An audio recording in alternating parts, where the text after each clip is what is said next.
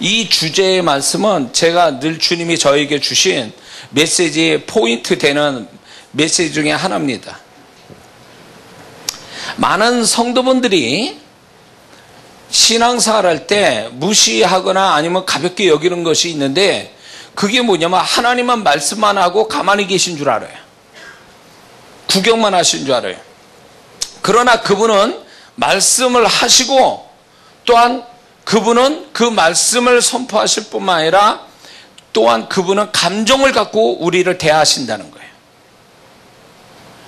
근데 이 부분에 대해서 하나님이 나를 감정을 가지고 대하신다라는 것들에 대하여 그게 얼마나 그게 중요한 부분이고, 얼마나 그게 우리가 정말로 그거에 관심을 가져야 되고, 그분의 감정을 이해하고 그분의 감정을 따라가는 것이 얼마나 중요한가를 잊어버리거나 무시하고 산다는 거죠.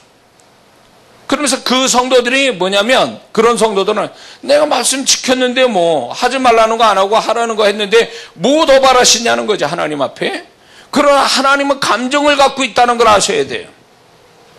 오늘 이 본문이 이제 쭉 본문을 보세요. 사울에 대해서 하나님이 실망하시고 후회하셨다. 이 후회하다라는 이 단어가 원어상으로 무슨 뜻이냐면 한숨을 쉬다, 그런 뜻이에요. 한숨 쉰다는 거예요. 하나님께서 하나님이 바랬던 그런 모습이 아니니까 그분의 감정을 그렇게 표현하고 계신다는 거죠. 스바냐 3장 17절도 뭐예요? 하나님이 우리를 기뻐하시고 즐거워하시며 사랑하시며 감정을 드러내시는 거거든요. 우리가 다 아는 성경 한 구절로 압축시킨다면 요한복음 3장 16절, 하나님이 세상을 이처럼 사랑하사, 감정의 문제예요. 어떤 행위의 문제가 아니라 감정의 문제란 말이에요. 사랑이라는 감정의 문제란 말이에요. 하나님은 우리를 세상을 창조해놓고도 그분을 보시기에 좋았더라는 이 좋았다라는 단어도 감정에 관한 거예요.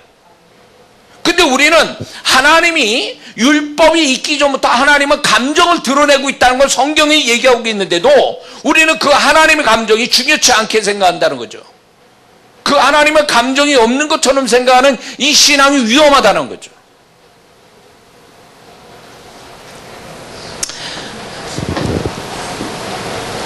많은 성도들이 그 어떤 율법적 말씀, 그러니까 하라 하지 말라의 기준 삼아서 정작 하나님의 마음을 가지고 기준 삼는 신앙을 놓쳐가는 거예요.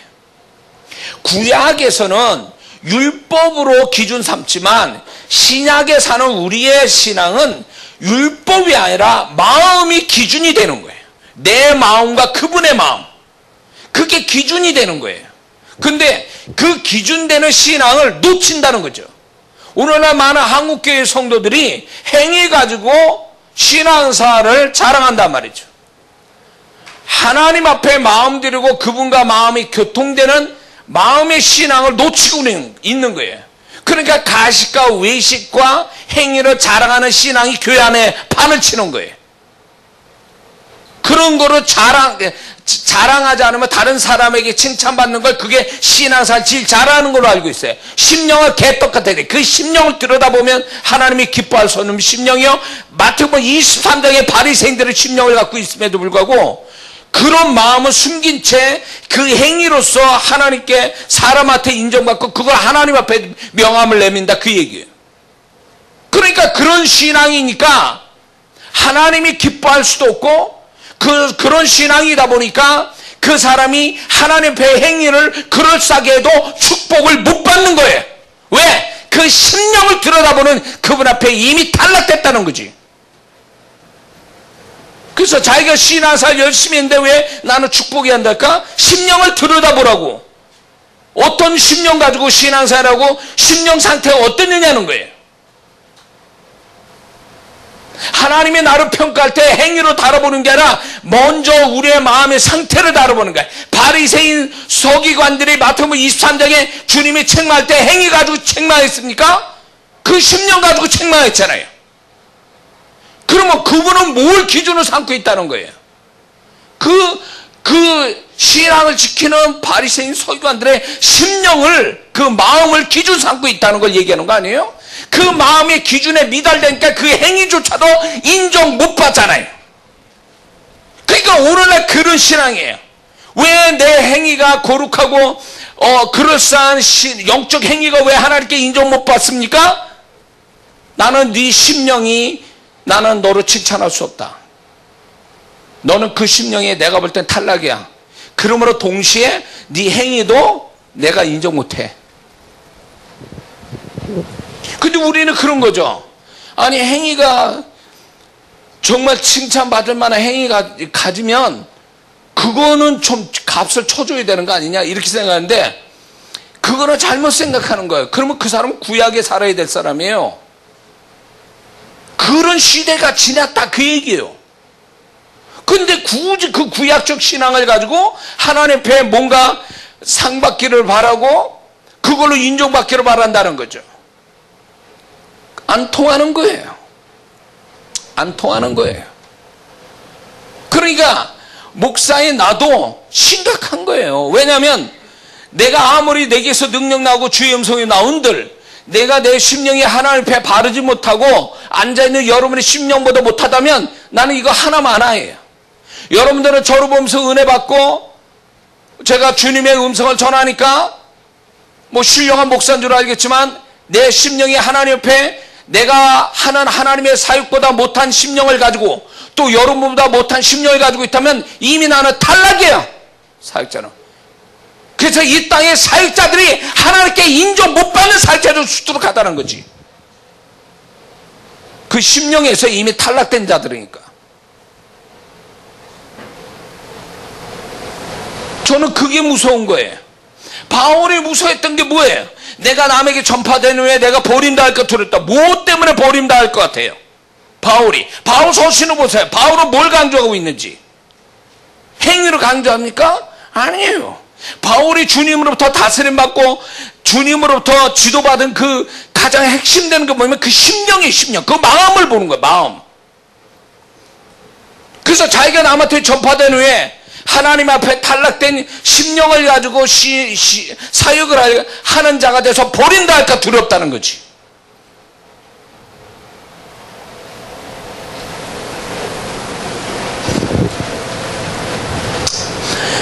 외국 사역자가 다 그렇다는 건 아니에요. 제가 만나본 그 외국 사역자나 그 책을 쓴 사역자에게 보면 그 신뢰받을 수 있는 그 사역자들은요, 보면 그 사역자들이 그 내용이 이런 게 있어요. 그가 그날에 변화되어 주님께 자기 인생을 바치기로 했다, 그 밤에.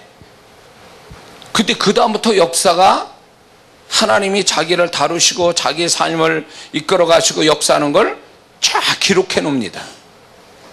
무슨 얘기예요? 그 밤에 자기가 자기 인생을 하나님께 맡겼다는, 이제 드리기로 작정했다는 이 마음, 결단, 그걸 주님이 인정하신 거예요. 그 심령을 인정하신 거예요.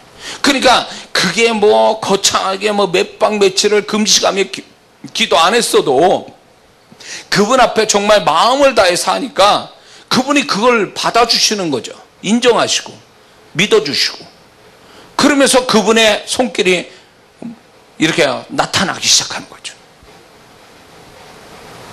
근데 우리는 저도 그 중에 한 사람이지만 빈말이 많고 하나님 앞에 부도 나는 언어들을 쓰고 그리고 하나님 앞에서 이중적인 모습, 마음과 행위가 다른 그런 모습이 너무 우리 교회 안에도 그게 빈번하다 보니까 하나님이 보증을 안 해주시는 거예요. 베드로 같은 짝이에요. 주여 내가 주님을 죽는 데까지 따르겠나이다. 주를 버리지 않겠나이다. 안 믿어주는 거예요. 왜? 이미 그 상황에 그 베드로의 그 순간만큼은 진실지 몰라도 하나님을 바라시는 심령은 아니거든, 그게. 응? 그래서 우리가 우리의 그 율법적 신앙을 자랑해서는 안 된다는 거예요. 하라 하지 말라를 정확하게 했다고 그거 자랑 삼지 말라는 거예요. 오히려 그것이 하나님 앞에 내 행위만큼 내가 마음이 따라갔느냐, 이게요. 그것만큼 내가 하라 하지 말라는 그 비중만큼 마음이 하나님께 그만큼 비중 있게 그 마음이 드려지고 있느냐 이 문제지. 아멘해요? 근데 하나님께 행위로선 비중 있게 행위를 가지고 있는데 마음은 그렇지 않다라는 거죠. 그렇게 가벼울 수가 없고 그렇게 그 마음은 행위만큼 거룩하지 못하고 그 행위만큼 그 마음이 진실하지 못하고, 그러면 그거는 마태복음 23장이에요. 하나님 인정 안 한다는 거예요. 네 행위를 인정 안 하겠다는 거예요. 네 마음이 내가 기준 삼아서 그걸로 너를 축복하거나 너를 어떻게 할 건데 그 마음에서 이미 넌 탈락이랬다. 탈락. 왜 우리는 그분의 그렇게 아주 무섭게 선언한 것에 대해서 우리는 가볍게 생각하죠? 왜 우리는 자꾸 구약으로만 돌아가려고 그러죠? 그러니까 피곤하게 신앙생활에도 하나님의 은혜나 축복이 나타나지 않아. 왜? 그 심령에서 인정 못 받으니까. 행위만 자랑할 뿐이에요. 제대로 마음 들이며 예배를 드립니까? 그렇다고 그분과 소통하는 그 신앙이 됩니까? 그분이 어디 계신지도 모르고 그분이 어떤 마음을 가졌는지. 사울은 이미 하나님이 내가 그 사울을 세운 걸 후회한다. 이제 내가 이제 버리겠다라고 하신 걸 사울이 알았냐 그거예요. 사울은 몰랐어요. 왕이 취해가지고 왕의 신분에. 왕의 신분을 가지고 자기 유익을 취하는 것에 재미를 들린 그거에 대해서 자기는 즐겁게 재미 들렸지만 하나님 이미 후회하셨다는 거. 한숨 쉬고 버리기로 작정했다. 이게 사울과 하나님과의 마음과 마음이 이렇게 엇갈려 있다는 거죠. 왜 우리는 이걸 모를까요? 사울이 다윗과 같이 하나님 앞에 마음을 토해내며 그분과 교통을 하고 그래 교통을 했다면 하나님이 한숨 지는 것을 그 사울은 들었을 거예요. 느꼈을 거예요. 그 위기감을 가지고 두려워했을 거예요. 회개를 하고 그 하나님이 사무엘 통해서 얘기도 하기 전에 그가 하나님과 교통돼서 그 하나님 마음을 알았다면 자복하고 회개하고, 그래서 하나님 앞에 정말로 자기가 회개해서 정말 다시는 그러지 않겠다고, 그래야 정말로 그래도 하나님이 그거를 회개로 받아주고 어떻게 해줄까 말까인데 사울은 따로 놀고 있는 거죠. 왕이 됐으면 하나님은요 특혜를 줬으면 그것만큼 그분은 우리에게 요구하는 게 그만큼 있어요. 특혜 받은 자는 그만큼 하나님이 요구하는 게 있어요. 그 이상의 특혜만큼 요구하는 게 있는데 그게 뭔지 아세요? 그 마음이에요. 너는 그 내가 준 특혜의 마음을 빼앗기지 말고 그 마음을 나한테 주며 너는 내가 특혜 준 것만큼 너는 나하고 친밀해야 돼. 이게 주님의 요구예요. 근데 왜 그렇게 안 사냐는 거지. 축복받을 때 정신이 없어. 그래서 자기가 행동을 잘해가지고 행위가 잘해가지고 축복받은 줄 알고 그 행위에만 몰두하고 있는 거죠. 정작 그분이 바라신 건 우리의 마음이요 그분과의 소통을 그분이 원하는데 그거는 안 한단 말이죠. 신앙은 두 수준이 있어요. 두 가지 수준이 있는데 율법적 신앙이 있고 마음의 신앙이 있어요. 율법적 신앙이 틀린 건 아니지만 거기서 머물고 있으면 그 사람의 신앙은 하나님과 소통하는 신앙이 아닌 거예요. 이 율법적 신앙 위에 그분과 마음이 소통하는 신앙이 돼야 이게 최고의 신앙이고 이게 신앙의 성숙을 얘기해 주는 거예요. 근데 한국교회에서는 그거를 얘기 안 한다는 거예요. 왜 마음 신앙을 얘기 안 하느냐 말이에요. 행위의 신앙을 강조하면서 왜 마음의 신앙을 얘기 안 해요? 기껏해야 하나님이 하라 하지 말라는 것을 강조하고 거기다 옳고 그름에 대한 선악의 신앙만 강조하지, 정말 그분과 마음을 드리고 마음이 소통되어 그분과 함께 사는 법을 왜 안 가르치냐는 거지. 그러니까 이걸 안 가르치니까 행위에서 만족하고 자만하고 교만하고 그리고 이중적 위선적 가증한 신앙사라는 거죠. 그렇게 하니까 겸손할 줄 모르고 하나님 하나님과 소통도 안 되는 사람이 기도는 해요. 기도가 자기 독백이지 그게 하나님과 소통하는 기도겠냐고. 내가 원하는 바가 있으니까 기도라는 행위를 가질 뿐이지 그 기도를 통해서 하나님의 마음을 읽어내고 하나님과 소통하기 위한 기도겠냐고요. 율법적 구약의 기도지 그게 어떻게 지금 주님과의 마음과 마음이 소통하는 그게 기도가 있냐 말이에요. 교제, 교통, 이게 오늘날 기도의 모습인데 구약적 기도만 하고 있는 거죠. 뭔가를 얻어내기 위한 기도. 그분과의 소통이 아니라 나의 어떤 독백 같은 거. 이게 기도라고 생각하는 거죠.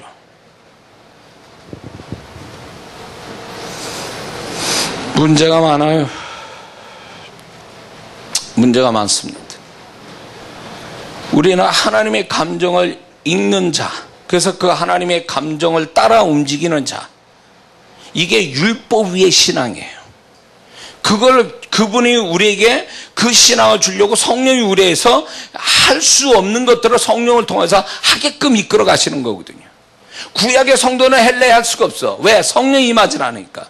그 하나님 마음을 알 수 있는, 하나님의 마음으로 들어가는, 하나님의 마음을 따라 살 수 있는 그 성령의 능력이 없으니까 율법을 따라 살 수밖에 없는 거예요. 그러나 우리는 지금 율법 위의 신앙, 마음을 쫓아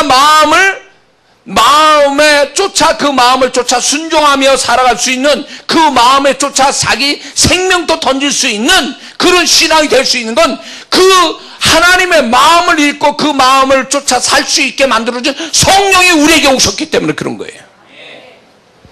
그러니까 성령의 능력을 이상한 데 쓰니까 문제가 되는 거예요. 오늘날 성령 사역자들이. 중요한 건 그건데, 예수 그리스도의 생애를 살고 예수 그리스도를 나타내고 그분의 마음을 쫓아 살아가게 만드는 수준 높은 신앙을 주려고 성령이 왔는데, 그거는 중요치 않고 그건 생각 안 하고 매일 성령이 은사나 능력만 가지고 장난질하니까 성령이 탄식하는 거예요.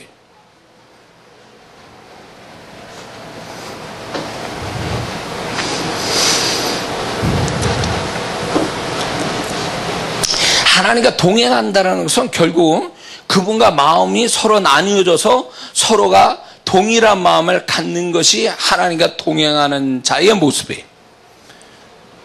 그분과 마음을 나누어서 그분이 내 마음이고 내 마음이 그분 마음 되는 일치된 그런 마음을 가진 게 그게 동행이라는 얘기예요. 그걸 요구한다 이거예요. 이 마지막 시대 때는 우리가 공중으로 재림하시는 그 주님 앞에 공중으로 그러니까 들림받는 영광스러운 죽을 맛보지 않고 주님을 공중에서 만나는 자가 되기 위해서는 반드시 노아와 에녹같이 주님과 동행하는 자가 돼야 되는데, 그 동행한다는 게 산채가 다 그런 뜻일 텐데, 그거는 결국 뭐냐면 그분과의 마음과 마음이 서로 친밀해서 그분의 마음이 내 마음이고 내 마음이 그분 마음이고, 그래가지고 하나가 돼서 그 마음이 하나 되어 같은 길을 걷는 것, 그게 동행한다는 뜻이죠. 우리는 그 신앙의 목표로 가는 거예요. 그러기 위해서는 율법적 신앙을 뛰어넘어야 되는 신앙이 필요한 거예요. 율법적 신앙을 넘어서 마음과 마음이 소통되는, 그래서 그분의 존재, 율법이 하나님이 아니라 율법을 주신 하나님의 존재를 경험하는 거죠. 그분의 존재를 경험하여 그분의 마음을 또 읽어내는 것. 그게 신앙인데, 그걸 가르치려고 구약의 다윗을 증거 삼았잖아요. 신약에서는 바울을 증거 삼고 있잖아요. 왜 우리는 그걸 모른 채 신앙을 그렇게 전통적으로 내려온 그 행위로만 치우치는 신앙으로 그걸 다 한 것처럼 하냐, 그 얘기. 그러니까 아무리 360일 교회 안에 살아서 거룩한 일하고 영적인 행위를 가져도 그 사람 마음이 정말 그렇게 마음이 됩니까? 공허하고 허전하고, 뭔가 좀 이게 그분과 존재가 서로 부딪히면서 마음과 마음을 들으면서 거기서 만족하고 충족되어질 그 신앙이 그게 안 채워지니까 신앙생활 행위를 아무리 해도 공허한 거예요. 그래서 그 공허한 마음을 못 견뎌서 엉뚱한 대로 표출하는 거죠. 교회에서 신앙생활 잘한다는, 소위 말하면 행위를 잘 갖는 사람이 사고 치잖아요. 교회에서. 교회 쪼개놓고, 시험 잘 들고, 봉사 열심히 한 사람이 시험 더 잘 들어.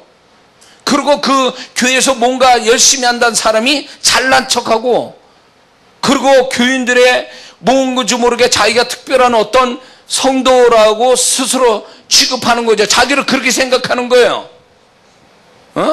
그게 왜 그럴까? 왜 그런 신앙이 나올까요? 행위로 치우쳐서 그런 거예요. 하나님과 마음이 소통되는 신앙이면 그 짓을 안 한다고, 그렇게 신앙생활 안 한다고요.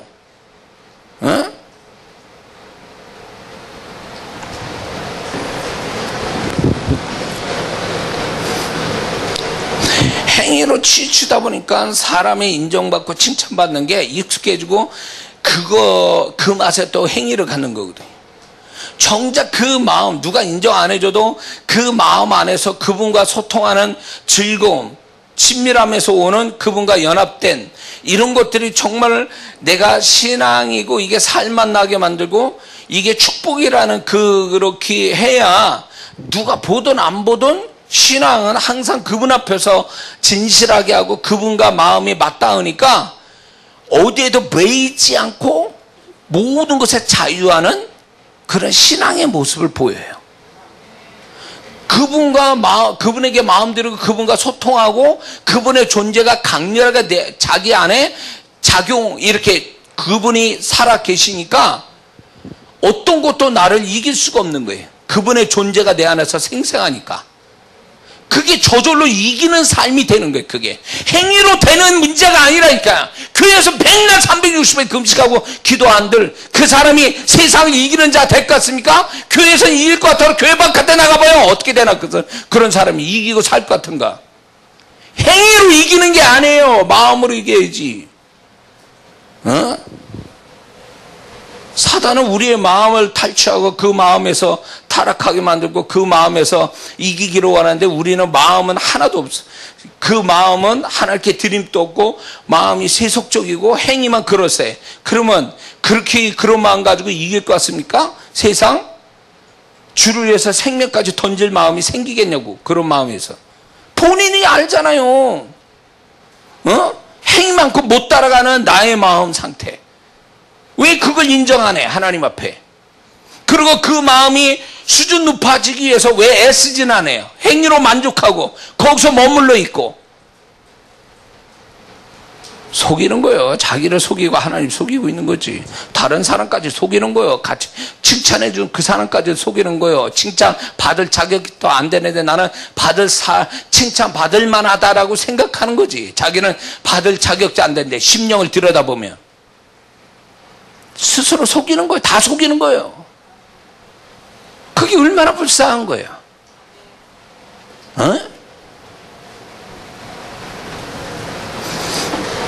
그러니까 하나님이 그런 자에게 은혜를 베풀 수가 없어요.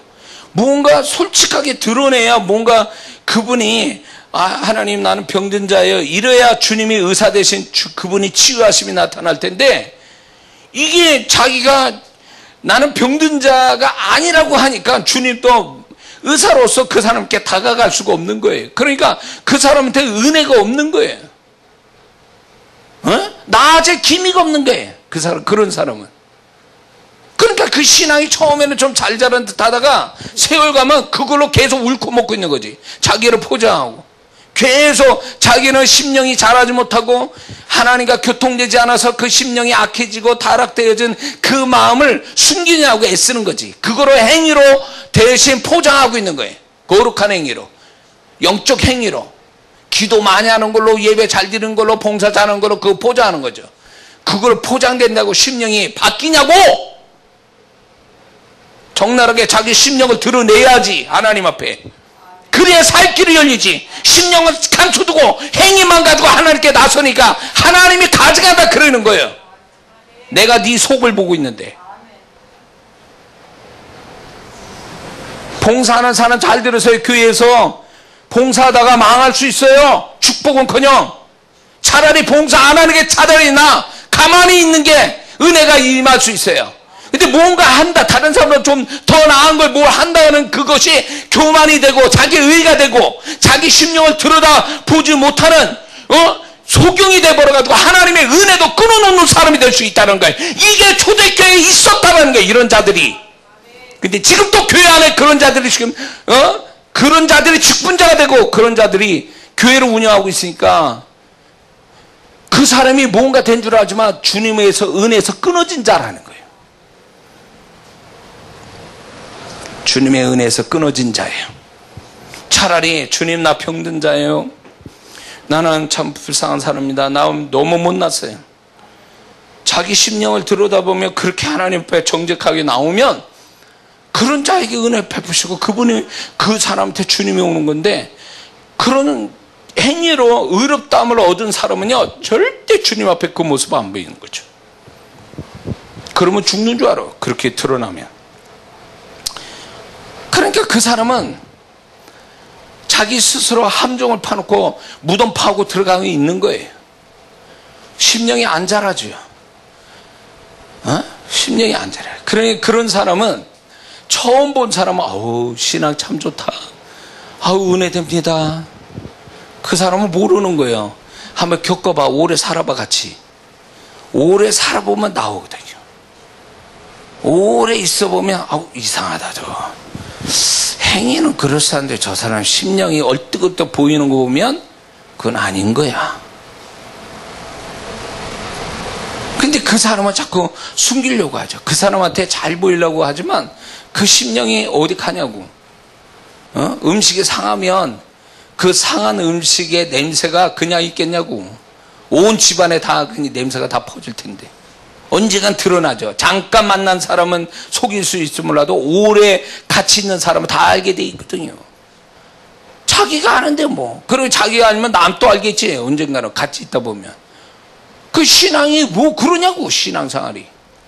하나님 앞에 자기 마음을 드러내서 마음의 고침을 받고 그 마음의 고침 통해서 그분과 정말로 진짜 마음과 마음이 소통하는 신앙에 거기서 만족이 오고 즐거움이 오고 기쁨이 오고 그럼으로 인해서 하지 말라는 것도 내가 그분을 사랑해서 정말 그분과 친밀함 때문에 내가 그냥 영적인 행위 거룩한 행위도 저절로 가는 게 이게 신앙인데 마음에서 출발이 된 게 아니라 행위에서 출발이 되니까 신앙이 지금 잘못되어 있는 거지. 마음에서부터 출발이 안 되니까.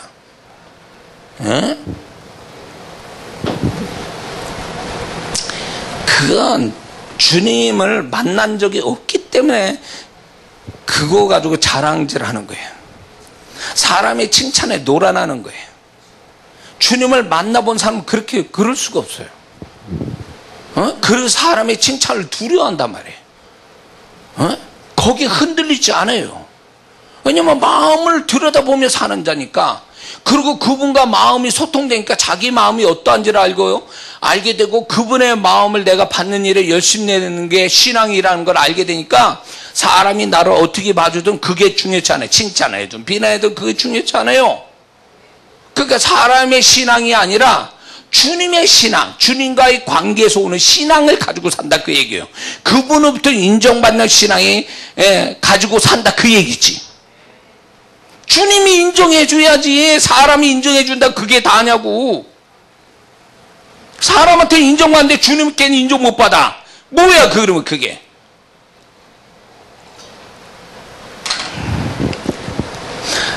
제가 여러분에게 이 사역을 15년을 했는데 주님이요 나를 인정 안 해주면 난 진짜 불쌍한 사람 되는 거예요.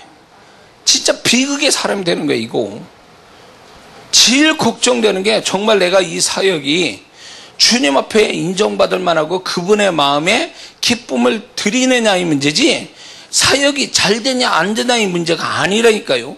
사람이 얼마나 왔느냐 안 왔느냐 그게 중요한 게 아니에요. 정말 이 주님은 아세요.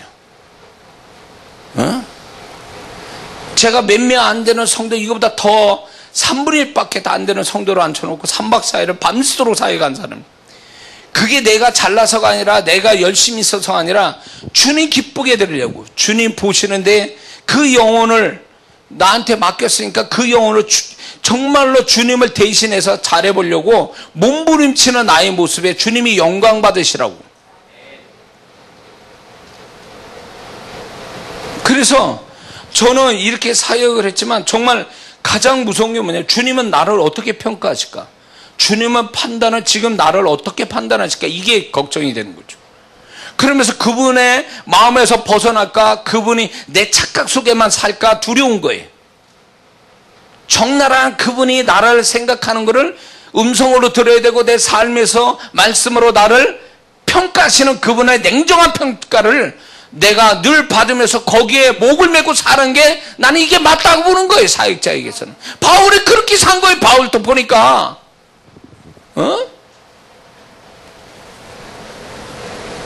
바울이 인생 마지막에 뭐가 있었어요? 순교당할 때 교회 다 무너졌어요. 그 바울을요, 자기가 복음을 전했는데도 그 바울을 비난하고 오해했던 사람이 수두룩했어요. 교회는 무너졌어요. 그 바울에게 뭐가 남았어요? 근데도 바울은 마지막에 나의 달력 같게 다 하고 선한 싸움 다 싸고 믿음을 지켰으니 이후로 주님께서 나에게 의의 면류관을 예비했으니, 이게 얼마나 정말로 인생 잘 산 자의 고백이냐 말이에요. 지금 인생 끝에서는 아무도 없다고 그랬어요. 누가 외에는 내게 아무 없다 그랬어요. 아무도 없어요. 로마서 16장에 보면 바울의 동역자가 수도 없이 나오는데, 그 바울이 그 시대 때 초대교회 슈퍼스타였는데 마지막 끝날 때 그 인생 보니까 20몇 년을 살아가지고 사역자로서 살아보고 끝에 가보니까 누가밖에 없어. 순교당할 앞에 두고. 얼마나 비극적인 인물이에요. 근데 바울은요, 인생 성공했다는 걸 그렇게 고백한 거예요. 얼마나 그게 부럽고 얼마나 이 사울이 대단한 사람인가를 저는 그 고백에서 알게 돼요.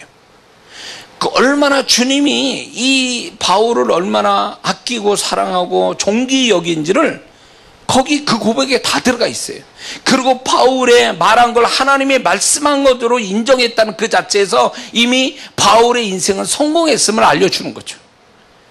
그렇다고 바울이 뭐 어마어마한 일을 한 것도 아니에요. 그렇다고.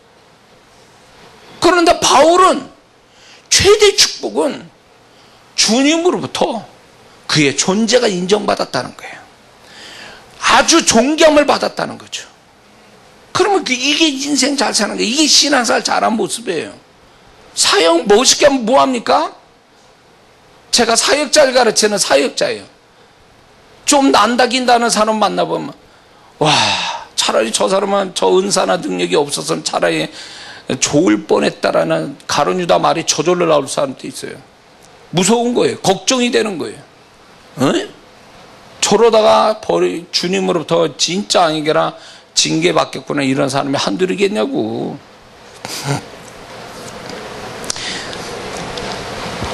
행위에 치우쳐서 그래요. 행위에 내가 얼마나 잘하는데, 내가 얼마나 열심인데, 내가 얼마나 하나님 옆에 영적인 행위를 얼마나 잘하고 있는데, 이런 거에 초점 두니까 그런 거예요.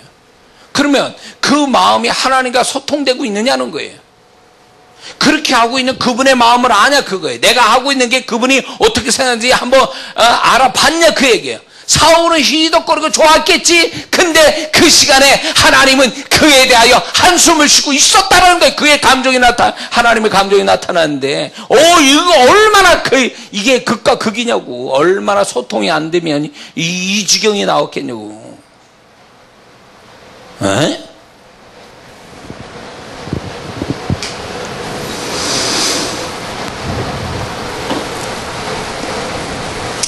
그렇기 때문에 우리 신앙이라는 게 하나님 앞에서 이렇게 하나님의 감정을 읽어가는 것, 그래서 그분의 감정이 늘 나를 향하여 긍정적 감정을 나타나게 하는 것, 그게 율법을 가지고 신앙 사는 거 위의 신앙이에요. 그게.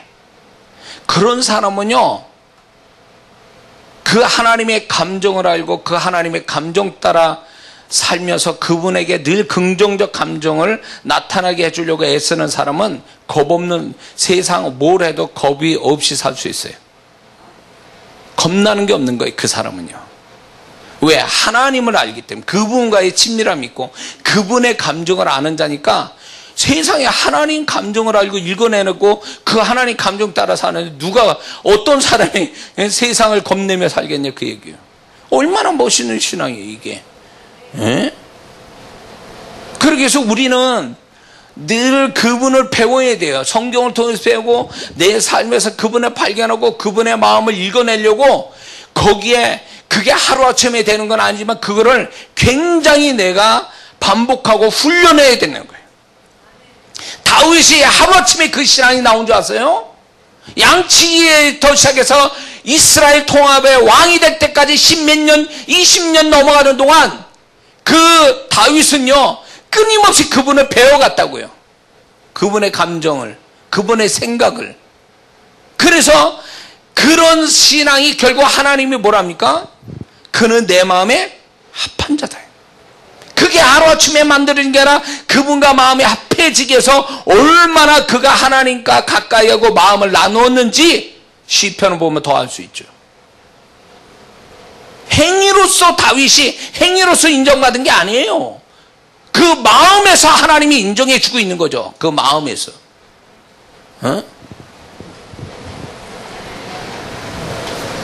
그 행위만 자랑하고 마음은 없고 마음과의 교통함이 없으면 그 신앙은 이미 껍데기에 지나잖아요. 내용이 없는 껍데기 신앙이에요. 생명이 없는 신앙과 같아요. 그런 신앙은요.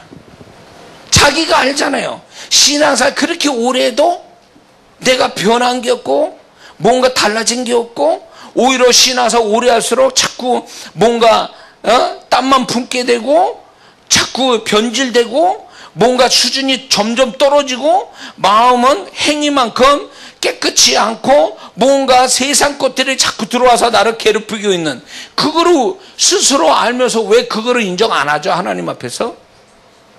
그러니까 그 10년 그대로 갖고 살다 보니까 어느 날 열심히 했는데 어느 날 가보니까 그 사람은 교회 안 있고 저 세상 한복판에 살고 있더라 그거죠. 심지어는 안타까운 건 제가 평택에 목회를 시작할 쯤에 정말 진짜 가족처럼 닦아주고 씻어주고 그러면서 아꼈던 그 여자 젊은 집사 가정이 있었어요. 그 집사는 명절 때마다 전화해가지고 이혼한다고 목사님 와서 상담해달라고 얘기해달라고 그래가지고 명절 때 그 성도 만나가지고 그 집사 만나가지고 부부가 왜 그러냐 그런 분이에요. 이 대책이 없어. 이게 하여튼 뭐 앞뒤가 없는 양반이에요. 에? 내가 간증이 있지만 그 집사와 주공아파트 살 때 5층이에요. 문고리 붙잡고 3시간 울면서 무릎 꿇고 그 문고리 붙잡고 울은 사람이거든요. 그러니까 옆집에서 이상한 양복 입으면 멀쩡한 사람이 문고리 붙잡고 우니까 미친 사람인 줄 알고 경비실에다 전화를 한 거예요. 그 경비 아저씨가 올라와서 뭐 하시냐고 나보고. 그래서 제가 자초지종을 얘기를 했어요. 근데도 문을 안 열었어. 그 집사는요. 그렇게 신앙생활 열심히 하고 가정 잘해보려고 내가 그렇게 애써주고 저 우리 박 목사도 애써주고 결국 어떻게 된지 아세요? 나중에 그 교회를 떠나서 이제 교회를 떠났어요.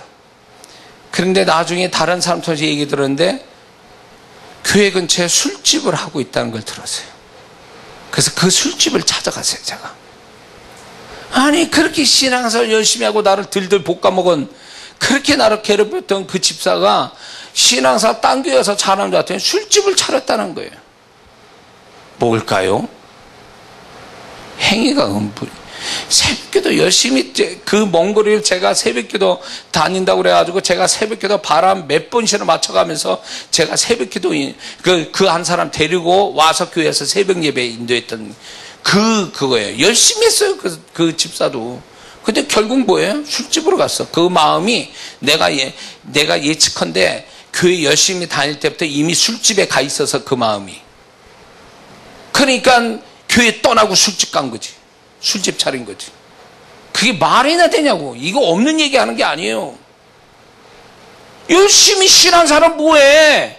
그 마음이 이미 콩밭에 세상으로 돌아가고 있는데 그러니 신앙이 자라겠어요? 그분의 마음을 알겠어요? 복장 터지는 거야. 내 안에 주님의 마음이 저 영혼을 보면서 복장이. 너는 어떻게 네 생각만 하고 네 감정에 취하여 사냐? 지금 내가 너를 어떻게 생각하냐가 중요한 거지 네 감정이 뭐가 그렇게 중요하냐? 근데 그 성도는 그분의 마음을 헤아리는 게 아니라 자기 마음에 도취되어 있는 거예요. 이런 자식이면 골치 아픈 거예요. 부모가 너 아니야, 내가 널 사랑해. 근데 이놈의 자식이 우리 엄마 아빠는 나를 버렸어, 나를 무시해, 나를 도와주지 않아, 나를 정말로 나를 안 좋게 생각해. 이러고 맨날 울고 열받고 이렇게 있는 자식 보면 그 부모 마음이 어떻겠어요? 왜 부모 마음을 믿지 않느냐 말이에요. 왜 부모 마음을 알려고 하지 않아요? 그러니까 그 성도가 그런 성도예요. 그런 성도예요. 너무 마음이 아파요. 내가 뭘 잘못했지? 저 성도에 대해서? 문고리 붙잡고 3시간씩 기도하면서 문 열어달라고 기도했던 내가 잘못한 건가? 내가 뭐가 더 사랑이 모자른 건가? 너무 마음이 아파요. 지금 또 내 안에 이게 상처로 남았어요. 그 성도가. 차라리 우리 교회 안 왔으면 그런 성도 있구나. 좀 또라이 같은 성도가 또 하나 있었구나. 이렇게 생각할 때 이거는 나한테 맡겨진 영혼이 우리 교회 나갈 때 결국 그 모습이 되니까 내가 목사로서 하나님 앞에 한없는 죄인이 되는 거예요. 내가 뭘 잘못했지? 뭘 했어야 저 성도가 바로 됐겠죠. 근데 내가 지금 와서 이렇게 그때는 몰랐다가 세월이 지나니까 그 성도는 이미 마음이 하나님과 소통이 되지도 않고 신앙생활을 하지만 늘 그 마음이 우울하고 불만이 많고 상처도 많고 막 이랬던 마음이에요. 그러니까 하나님과 마음이 없는 사람이에요. 마음이 하나님께 드릴 마음도 없고 하나님과 소통하는 마음이 아니었기 때문에 그 마음 안에 세상적 마음이 그를 지배하고 있으니까 세상으로 달려가는 게 이참에 그냥 세상에 갚버리자고 갚버린 거죠.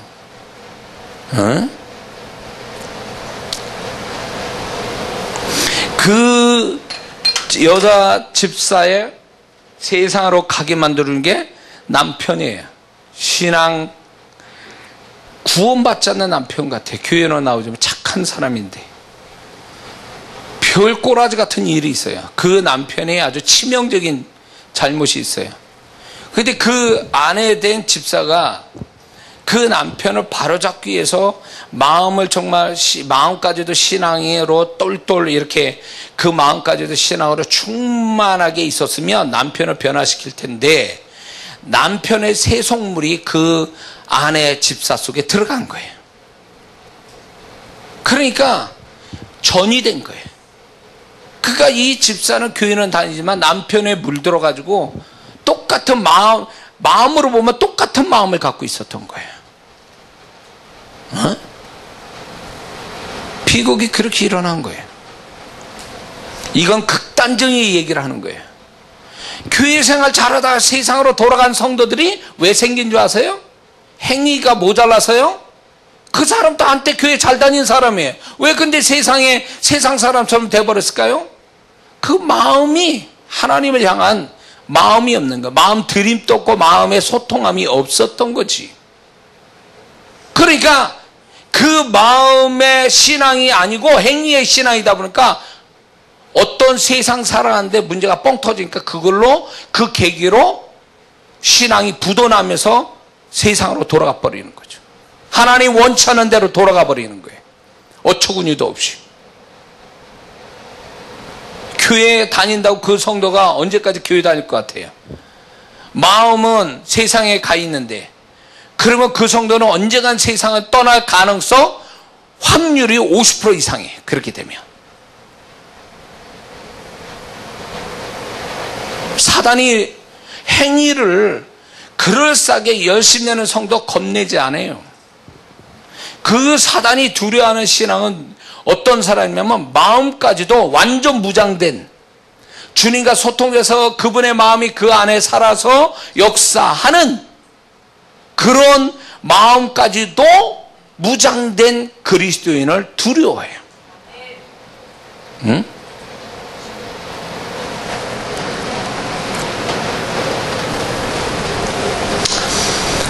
다시 얘기가 돌아와서 하나님은 율법만 주시고 니들 잘해봐라 이거 아니에요. 그분은 율법과 함께 우리에게 그 감정을 드러내신다는 거죠.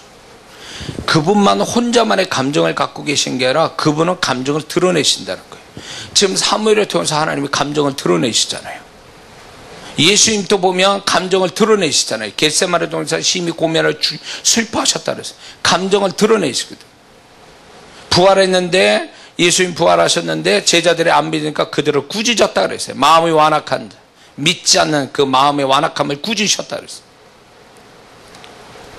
또 하나의 예수님의 감정이 뭐냐면 또 하나의 형태가 뭐냐면 요한복음 6장에 오병이어 사건이 이렇게 사건이 있을 때 빌립에게 이 많은 사람 어떻게 먹이겠냐고 물을 때 빌립이 계산하고 있었잖아요. 근데 그 주님이 대답을 안 하시잖아요. 지나치잖아요. 그 빌립에 대해서. 주님의 그 침묵도 하나의 감정이에요. 그분의 감정. 아세요? 그분이 침묵하고 있다라는 것은 그분이 그 침묵을 통해서 그분의 감정을 표출하는 거거든요. 그래서 자 여기서 중요한 좀 영적인 얘기를 좀 깊이 해보면 이거예요. 여러분들이 주님의 음성을 듣는 건 이거는 기본이에요. 예수 믿는 사람이 자식이 부모 말의 목소리 듣는 거 기본이에요. 아기가 자기 부모 엄마 아빠 말을 듣는 거 그 목소리 듣는 거 기본이에요. 그것처럼 예수 믿는 사람이 하나님의 음성 듣는 건 기본인데 음성 듣는 그분의 음성의 내용이 중요한 게 그 내용도 중요하지만 그분의 음성을 드러내실 때 우리에게 들려주실 때 그분의 감정도 같이 섞였다는 걸 알아야 돼요. 그래서 이런 게 있습니다. 하나님이 저 사람한테 어느 날 사랑한다 내가 너를 사랑한다 이 말씀을 하시는데 그 사랑의 감정이 다음날 사랑한다 또 말씀했지만 감정이 동일하지 않을 수 있다는 거예요. 사랑한다고 말을 하지만 자녀에 대해서 사랑해라고 할 때에 그게 기뻐서 사랑하는 게 있고 슬퍼서 사랑하는 게 있고 화가 나서 사랑하는 게 있어요. 그 부모의 감정을 읽어낼 줄 아는 자식이 효도하는 자식이 되는 거거든요. 그렇기 때문에 주님의 음성을 들으면 그 주님이 말씀하는 내용도 중요하지만 더 중요한 건 그분의 어감에서 오는 그분의 감정을 읽어내는 게 중요해요. 그 어감을 이해하는데 제가 오랜 시간 동안 제가도 신앙생활하면서 주님의 음성을 들으면서 본격적으로 그분의 음성이 많이 들려왔던 데가 바로 이 헌금사역통에서 성도들을 사역해 줄 때였어요. 근데 이상한 거예요. 이 사람한테 동일하고 저 사람한테 동일한 말씀하는데 그분의 감정이 다른 거예요. 감정이. 감정이 달라. 주님이 동일한 감정이 아니구나. 동일한 말씀하지만 동일한 감정을 가지고 계신 건 아니구나. 저는 사역하면서 알게 됐어요. 그런데 놀라운 건 또 뭐가 있냐면 그분이 어느 영혼에 대해서 침묵하실 때가 있어요. 딱. 근데 분명히 말씀은 안 하시는데 이런 거 있잖아요. 사람이 나랑 이렇게 누구가 맞는데 저 사람이 상대방이 아무 말 안 하네. 아무 말 안 한다고 그래서 저 사람이 아무 감정이 없는 게 아니라 침묵을 통해서 뭔가 메시지를 나 화났어. 내지는 괜찮아. 이런 의미에서 침묵의 의미가 각각 다르잖아요. 그것처럼 주님이 침묵을 할 때 음성이 들어오지 않는다고 룰루랄라 하면 안 된다는 거죠. 그분이 침묵할 때는 이유가 다 있어요. 음성을 잘 듣는 사람일수록 침묵으로 얘기하실 때가 있다는 거예요. 그러면 그분의 침묵이 지금 이게 긍정적인지 부정적인가지도 읽어낼 수 있는 자가 주님의 음성 잘 듣는 자예요. 거기까지 가봤냐고. 거기까지. 그분이 내가 널 사랑해 그러니까 좋아서 사랑하신 줄 알아. 열받아가지고 열받으면서 사랑하신다는 그분의 감정을 왜 캐치는 못하지? 안타까워하면서 사랑하는 그분의 감정을 왜 캐치 못해? 앞에 들려주는 그 음성만은 이해하는 거지 그 음성 뒷면에 그 속에 깔려있는 그분의 감정을 왜 모르냐 그 얘기예요. 그러니까 다윗이, 하나님이 다윗은 내 마음에 합한 자라고 말할 때에 다윗은 하나님의 음성을 잘 들었어요. 근데 하나님의 음성만 잘 들은 게 아니라 하나님의 감정도 정확하게 읽어냈다는 얘기예요. 그러니까 하나님 마음을 정확하게 합해졌다. 그분과 마음이 합해졌다는 건 그분을 정확하게 알았다는 게 그 마음을. 그 알았다는 얘기가 그분의 감정도 읽어냈다 그 얘기예요. 이게 다윗의 신앙이에요. 우리는 그 신앙으로 자라야 된단 말이에요. 하나님의 음성 듣는 거 기본이고 거기다 하나님의 그분의 감정까지도 읽어낼 수 있는 그 수준까지 가야 그분과 연합되어 동행하는 삶이 되지. 하나님이 사랑한다고 말씀하실까? 내가 잘나서 사랑한 줄 알고 그분이 기뻐서 사랑한 줄 알고 착각하는 성도들이 얼마 많냐 이거예요. 그분의 어감으로 오는 그 음성의 어감에서 오는 그분의 감정을 왜 못 읽느냐 말이지. 그게 안 맞는 거예요. 어릴 때는요, 부모의 목소리만 이해하지 부모가 그 말을 하는 거에 대한 감정을 못 읽거든요.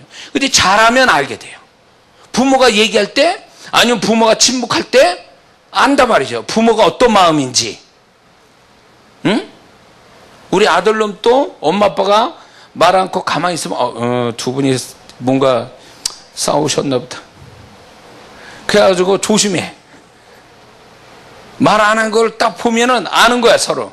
예, 이제 한 집에 같이 살다 보니까 엄마 아빠 말 다 알고 있는 거야. 그리고 말 한마디 내가 뭘 딱 하면 그놈 또 이제 오랫동안 나가 같이 살았으니까 아는 거지. 그 마음을. 그게 부모하고 오래 사니까 그렇게 된 거예요. 그죠? 우리가 신앙생활 몇 년짜리예요 도대체? 각자 그 신앙이 몇 년짜리냐고. 그러면 그 신앙의 연수만큼 그분을 아는 능력이, 그분의 마음을 아는 능력이 나와야 되는데 그분의 마음을 모른다는 거예요. 율법으로 하라 하지 말라만 알지 그분이 나에게 어떤 마음을 가지고 말씀을 하셔도 그게 그분의 감정이 어떠한지를 캐치를 못한다면 주님과 아주 딴판으로 살 수 있어요.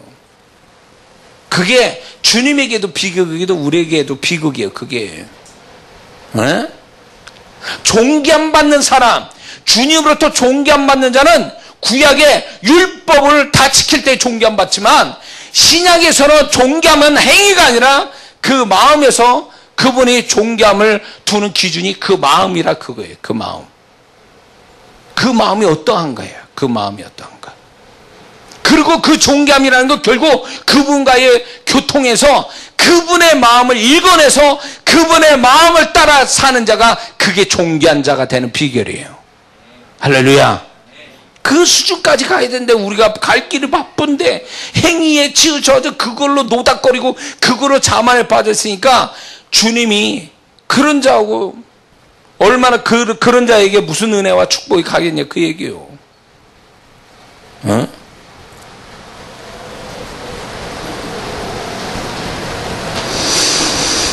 무슨 말인지 이해가 되십니까?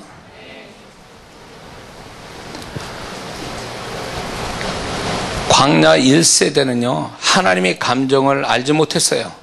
출애굽기 32장에 가보면 금송아지 만들어서 하나님이 모세한테 진노라 그 하나님의 어떤 그 불쾌한 분노하는 마음을 드러내셔요. 10절을 보면 이렇게 말씀해요. 그런즉 나대로 하게 나라 나대로 하게 하라. 내가 그들에게 진노하여 그들을 진멸하고 너로 큰 나라로 되게 하리라.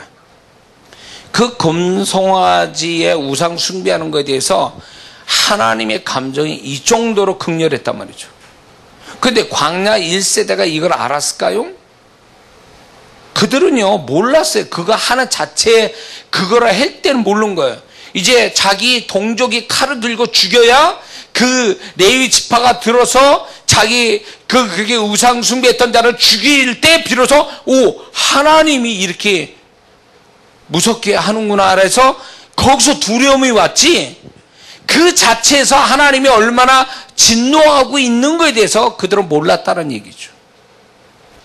그러니까 이게 오랫동안 광야상 오래 안 뭐하냐고. 그분의 마음을 모르기는 왜 한 가지인데. 그러니까 그분의 마음을 읽어내지 못한 자니까 하나님이 진노하는지 기뻐하시는지도 모른 채 그들이 원한 대로 주셨지만 하나님께서 그 영혼은 메말라갔다 이렇게 말씀해요. 그들이 고기 먹고 싶다고 말할 때 그게 얼마나 하나님을 시험하는 거고 하나님을 불쾌하게 여겼는지 그들이 고기가 이빨에 끼기 전에 그 탐욕의 무리를 죽이셨다 그랬거든요. 뭐야? 하나님이 진노를 나타내십니다. 그렇게 하지 마라. 네 그따위로 행동하지 마라. 내가 얼마나 그게 기분 나쁜지 내가 시범 케이스로 죽인다는 거죠. 구약 보면 하나님 감정이 아주 풍성해요. 그냥 막 긍정적인 것도 풍성하고 부정적인 것도 풍성해. 그게 뭘까요? 성경은 왜 그렇게 기록해 놓을까요? 야, 나 감정 있는 하나님이야. 그걸 얘기하시는 거예요. 근데 왜 감정이 있으신 하나님을 왜 무시하냐 이게. 왜 그걸 모른 채 하죠? 왜 율법만 거기에만 붙들려 사냐 그 얘기예요. 왜 감정을 드러낼까요? 하나님이 율법으로 처리해도 되는 걸 감정을 드러내신다는 건 그 택하신 백성, 택한 자에 대한 어떤 인격적 관계가 전제돼서 얘기하는 거예요.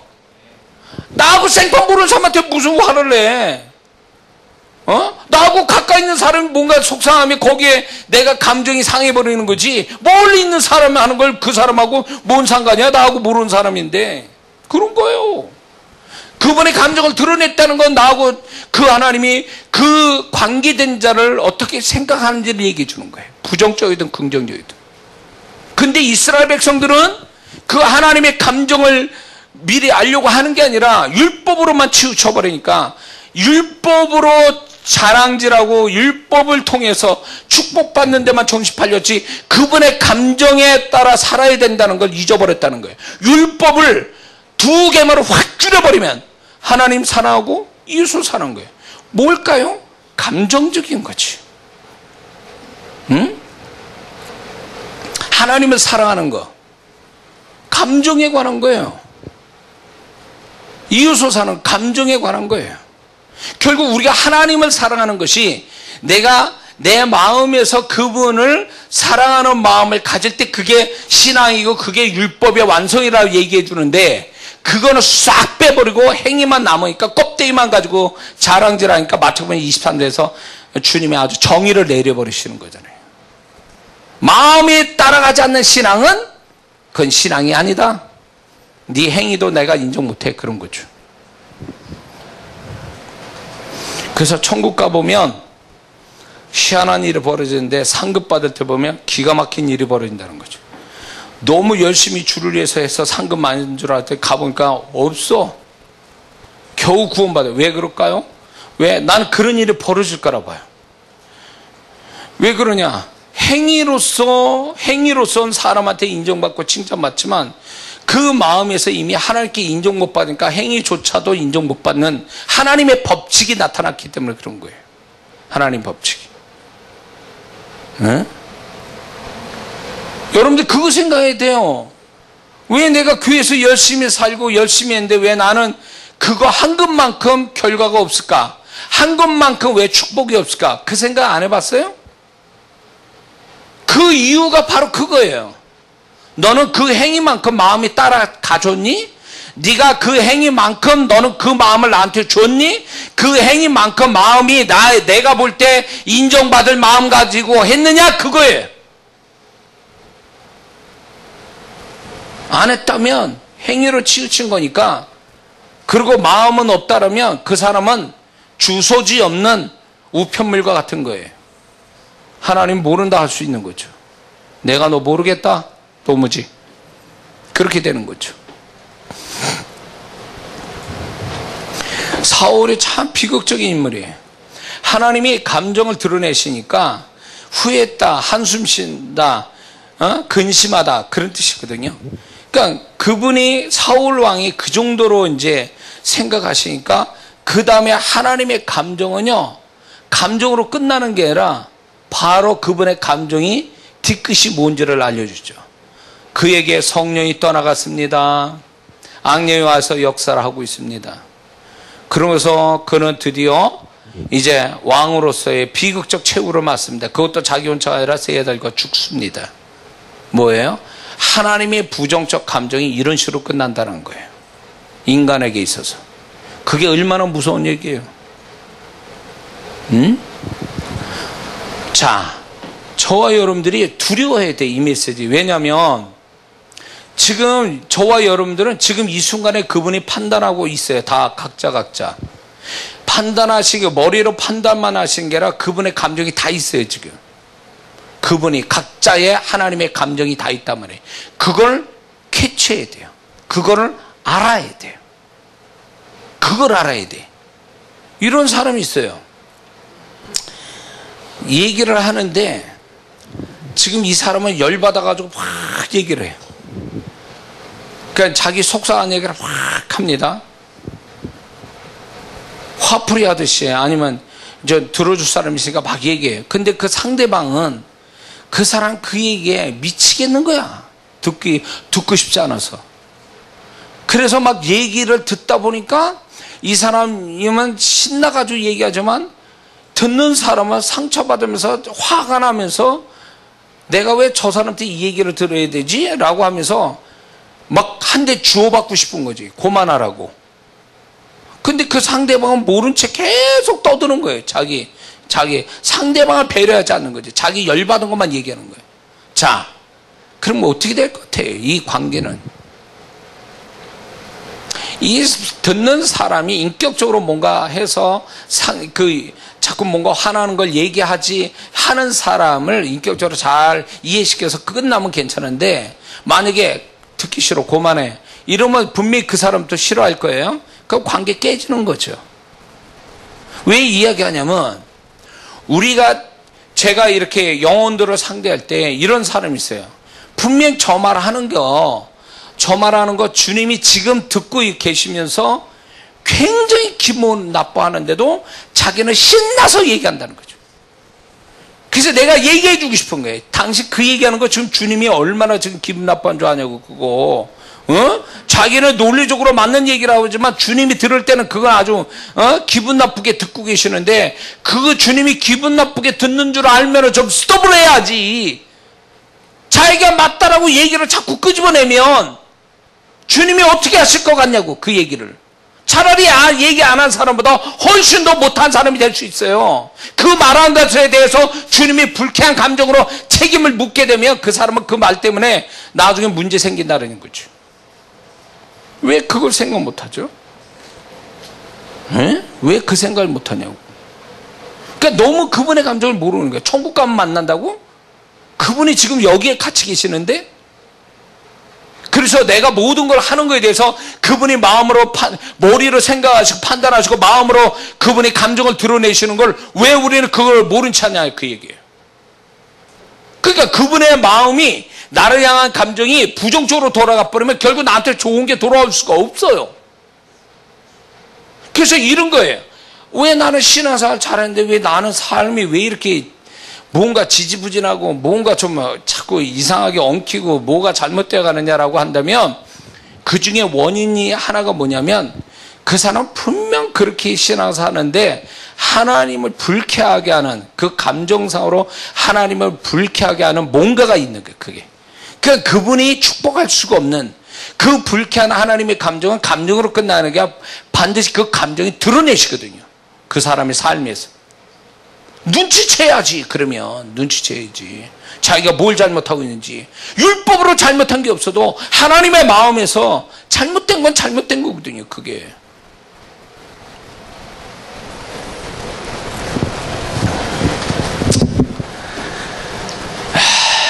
그래서 우리가 하나님의 감정을 살피며 사는 것, 그거는 율법을 지키며 사는 신앙 위의 수준의 신앙이에요.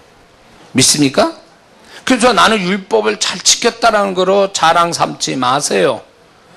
그거 자랑하지 말고 그게 끝이다고 생각하지 말고 그 위에 하나님, 나에 대한 하나님의 감정을 살펴보고 그 감정이 어떠한지를 알고 부정적인 것 같으면 그분의 감정이 긍정으로 돌아가도록 나의 태도를 바꾸고 마음을 바꾸고 뭔가 그분이 원하는 방향으로 바꿔서 그분이 긍정적 감정을 나를 향하여 가질 수 있도록 애쓰는 거, 그게 그분과 함께 관계 맺으며 살아가는 모습 아닙니까? 그게 누가 모르지 않아요. 근데 나는 주님이 나에 대해서 뭔가 불쾌하게 여기시면 그것 때문에 내가 뭔가 막 고민하고 그것 때문에 왜 그러실까 생각하면서 자기를 뜯어보고 그러면서 주님이 이것 때문에 기분 나빠하실 수 있어. 그러면서 자기가 그거를 좀 변화시키려고 그렇게 해요. 그분과 좀 그게 맞아 떨어지면 그렇구나. 네가 내 불쾌하게 여기는 그걸 알고 있구나. 네가 그래서 그걸 제거하고 있구나. 그래 내가 너 기뻐한다. 그런 모습에. 그러면 그분과의 관계가 한 발짝 더 가까이 오는 거거든요. 그분과의 관계가 한 발짝 더 가까이 온다는 얘기는요, 그분의 은혜와 축복을 한 발짝 더 받을 수 있는 찬스가 온다는 얘기가 같아요. 그거는 기도해서 오는 게 아니에요. 기도 쇠빠지게 해서 기도해서 응답받고 내가 열심으로 행위해서 봉사해서 축복받는 거하고 차원이 다른 얘기예요. 이거는 그거하고 다른 축복이라고. 지금 이 얘기를 못 알아듣는 사람이 있을까 걱정이에요. 저 목사는 지금 뭐 얘기하는 거야 도대체. 이런 사람이 있을까. 왜냐면 한 번도 이런 설교 안 들어본 사람이 있어 여기서. 그러니까 못 알아들어. 생소하게 느껴지지.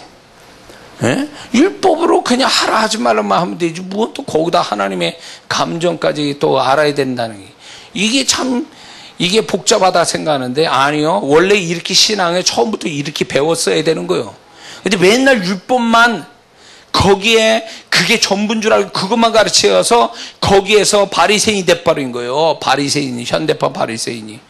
그분과 소통하는 법, 그분의 감정을 읽는 거, 그분과 함께 사는 거, 이거부터 가르쳤다면 율법은 자동 지키는 거 아니에요? 그분을 사랑하고 그분과 소통이 되는데 율법을 안 지키는 게 이상한 거지. 저들도 지키게 돼 있는 거지. 에? 그러니까 이런 신앙이 뭔가 좀 잘못돼서, 신앙이 뭔가 시작을 잘못했기 때문에 신앙이 엉뚱한 방향으로 흘러가고 만 거죠. 하나님이 긍정적으로 우리를 향하여 기뻐하시면 그 긍정적 결과가 있다라는 것을 이미 얘기하고 계세요. 이런 게 있습니다. 전도서 2장 26절을 보니까 하나님이 그 기뻐하신 자에게는 지혜와 지식과 희락을 주시나 죄인에게는 노고를 주시고 저를 모아 쌓게 하사 하나님의 기뻐하는 자에게 주게 하시나니. 그분이 기뻐하면요 뭔가 막 주고 싶은 거예요. 우리에게 정말 필요한 것들을. 또한 이런 말씀이 있습니다. 잠언서 16장 7절을 보니까 사람의 행위가 여호와를 기쁘시게 하면 그 사람의 원수라도 그로 더불어 화목하게 하십니다. 결과가 있다는 거예요. 현실적 결과가. 하나님 기뻐하는 자는요. 뿐만 아니라 창세기 5장 24절에 에녹이 하나님과 동행하되 하나님이 그를 데려가심으로 하는 세상에 있지 아니하였더라. 이 에녹에 대해서 히브리서 11장 5절에서 보충 설명하는데 이렇게 얘기해요. 믿음으로 에녹은 죽음을 보지 않고 옮기었으니 하나님이 저를 옮기심으로 다시 보이지 아니하니라. 저는 옮기우기 전에 하나님을 기쁘시게 하는 자라 하는 증거를 받았다. 이렇게 얘기해요. 그러니까 에녹이 하나님과 동행한 게 뭐냐면 하나님을 기쁘게 하는 증거를 이미 하나님이 인정했다 그거지. 증거가 있었다라는 거예요. 그러니까 들림받게 됐다. 그러니까 에녹도 하나님 기쁘게 하는 줄 알았다 그 얘기지. 창세기 6장 9절에 보면 노아는 의인이요 당세에 완전한 자라 그가 하나님과 동행하였으며. 그러니까 홍수 하나님이 물로 심판할 때 구원받는 조상이 됐지 않았습니까?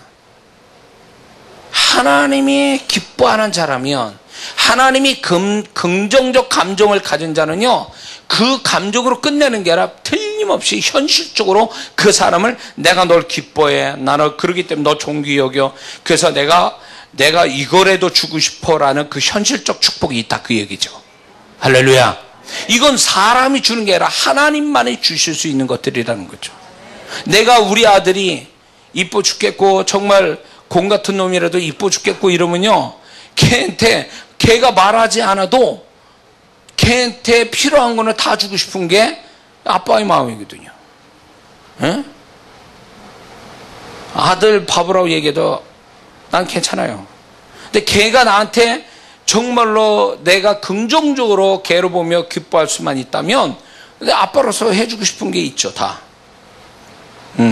근데 걔가 나를 기분 나쁘게 했다. 국물도 없어. 나는 그게 분명해요, 선이. 걔가 뭔가 잘못했다 그러면 아무리 내가 그 아들 8년 만에 난 아들이요 귀하게 여기는 아들 밥을 해도요, 걔가 뭔가 내가 볼 때 상식이나 내가 기준으로 볼 때 아니다 그래서 기분 나쁘면 걔는 국물도 없어. 아무것도 걔한테 줄 게 없어요. 그리고 주는 거는 매밖에 없어요. 걔 엄청 맞았어요, 저한테. 엄청 맞았어요. 어릴 때 시울이 많을 때 백화점을 갔더니 이제 그 나이 때 떼를 쓰잖아요. 뭘 사달라고 막 백화점에서 떼를 쓰는 거예요. 그 얘기를 했어요. 그 알아듣게 얘기했는데도 계속 떼를 쓰니까 일로 와. 그래가지고 화장실을 데려갔어요.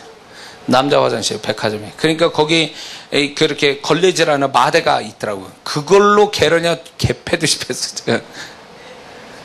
엄청 팼어요. 엄마는 바깥에 모르지. 엄마는 내가 걔를 팼는지 모르는 거야. 걔를 데리고 가서 나무 쳐서 걔를 막 팬 거예요, 제가.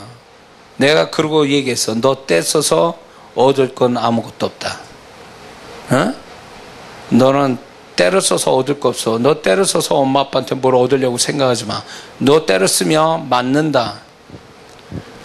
2번 얘기한다는 게, 저는 항상 우리 아들한테 설명을 하는데 말로 2번을 설명해요. 근데 2번 했는데 다 안 고쳐지면 3번째는 그냥 나가는 거예요, 매로. 그러니까 저는 그렇게 했어요. 그런데 얘가 정말 나한테 이쁘게 하고 정말 내가 볼 때도 참 잘하는 것 같다면 걔가 말하지 않아도 제가 알아서 해주는 게 있어요. 그게 나는 그거를 내가 하는 걸 보면서 하나님 아버지가 나를 어떻게 대하시는가를 알게 된 거예요. 그분의 감정을 내가 아들에 대한 감정으로 내가 알게 된 거예요. 하나님의 감정을요. 하나님의 감정. 응? 걔 때문에 나 손해 엄청 많이 받았어요. 손해라고 그러면 좀 이상하지만 걔를요, 저는 우리 아들놈한테 뭐라냐면 너 아들 2 몫을 해야 된다. 넌 2 몫을 해야 돼. 왜? 아들 2 키운 거 비용을 너한테 댔기 때문에 그래. 내가 정말 걔 하나를요 아들 2 키우듯이 썼거든요, 제가. 응? 근데 걔가 이쁘게 하니까 내가 그렇게 하는 거거든요. 그러니까 그걸 보면서 저는 우리 아들을 키우면서 하나님 아버지의 마음, 하나님의 감정을 제가 그때 이해를 한 거예요. 이런 거구나, 이런 거. 제가 주님의 마음을 강조하지만 그걸 더 실감나게 한 건 우리 아들을 통해서 제가 더 배웠어요. 아들을 통해서. 아, 그렇구나. 얘가 이쁘면 이놈을 하나도 생각 안 했는데 제가 막 걔에 대해서 막 퍼주고 막 진짜 제가 통장에 있는 거 다 털어가지고 그놈한테 뭐 선물을 주고 이런 게 있었어요, 제가. 그러니까 하나님도 이루고 싶은 거예요. 이루고 싶은 거예요. 응? 그러니까 한 분은 아들하고 같이 있는데 이놈이 원래 잘 안 하는 놈인데 옆에 앉아가지고 쫑알쫑알 뭐라고 막 얘기하는데 그 소리가 너무 듣기가 좋은 거예요, 얘가. 뭔가 자기 이야기를 쫙 하는데 내가 듣는 입장에서 너무 기분이 좋은 거야, 얘가. 그래가지고 얘가 그렇게 하니까 뭐가 오는 줄 아세요? 이놈이 뭐가 필요할까? 뭘 줘야 얘가 기뻐하지? 이게 딱 그 다음에 떠오르는 거야, 아빠로서. 걔는 그냥 그냥 그걸 바라고 얘기한 게 아니에요. 너 또 뭘 바라고 하면 난 그건 또 눈치채가 저도 있어가지고 그렇게 뭔가 이렇게 동기가 잘못된 동기 가지고 뭘 그렇게 한다 그러면 용서 없어. 그거는 이제 안 해요.